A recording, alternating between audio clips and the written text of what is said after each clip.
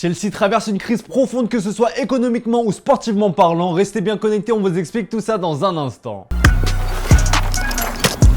Foot.fr, fournisseur officiel de football.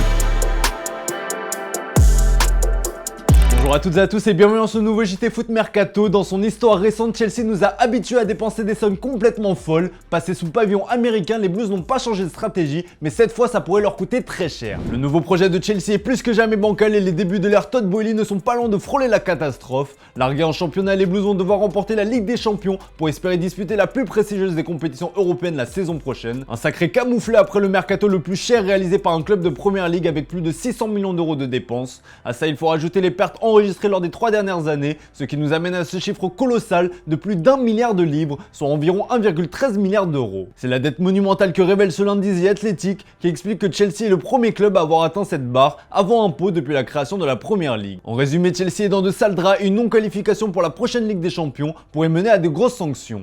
Chelsea est sous la menace du fair play financier, mais pas que. Comme expliqué récemment par The Times, les Londoniens sont dans le viseur de la première ligue car ils n'ont pas respecté le règlement financier. Ils sont dans l'obligation de vendre des joueurs sous peine de s'exposer à de lourdes sanctions. Le projet des Blues est plus que jamais en danger.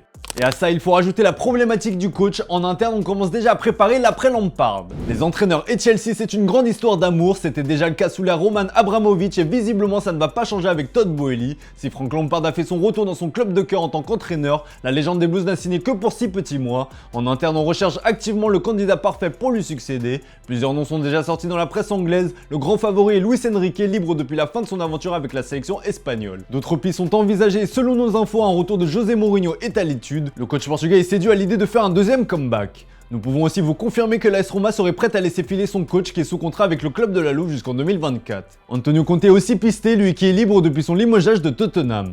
C'est le Daily Mail et l'Independent qui l'assurent, le tacticien italien fait partie de la liste des coachs envisagés par Boehly. Enfin, un autre ancien est dans le viseur, c'est Carlo Ancelotti. Selon ESPN, Chelsea pense à le rappeler alors que ce dernier est annoncé avec insistance pour devenir le prochain sélectionneur du Brésil. L'intéressé, lui, a clamé à maintes reprises son envie de rester au Real Madrid. Et on termine avec une piste plus surprenante, c'est celle qui mène à Marcelo Gallardo qui est libre depuis son départ de River Plate en 2022. Selon TikSport, le club londonien aurait noué le contact avec le coach argentin. Chelsea a donc l'embarras du choix mais va devoir faire le bon. Question du jour les amis, parmi tous les noms qu'on vous a cités, quel serait le coach idéal pour Chelsea? Comme d'habitude, on attend vos avis dans les commentaires. Hier, on vous demandait si pour vous Erling Haaland était actuellement le meilleur attaquant au monde. Et bien pour vous, aucun doute, le cyborg norvégien règne sur la planète Terre et de loin.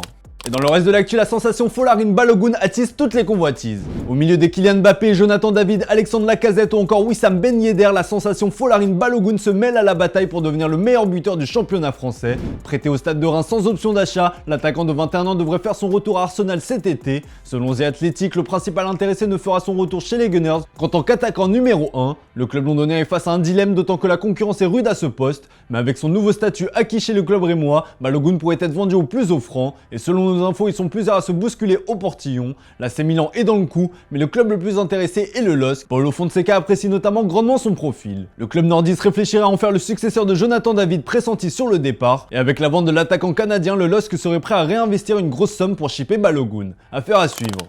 Allez, comme d'hab les amis, c'est l'heure de se quitter avec l'image du jour et avec les footballeurs, tout est sujet à compétition. La preuve en image avec Ziyech et Aguerd qui se livrent une bataille pour savoir qui prépare le meilleur thé marocain. Je vous laisse voir ça les amis, très bonne soirée à vous et à demain pour un nouveau JT sur Foot Mercato. Moroccan Minty. Ouais. Oh, c'est qui le meilleur? We got the best one, bro.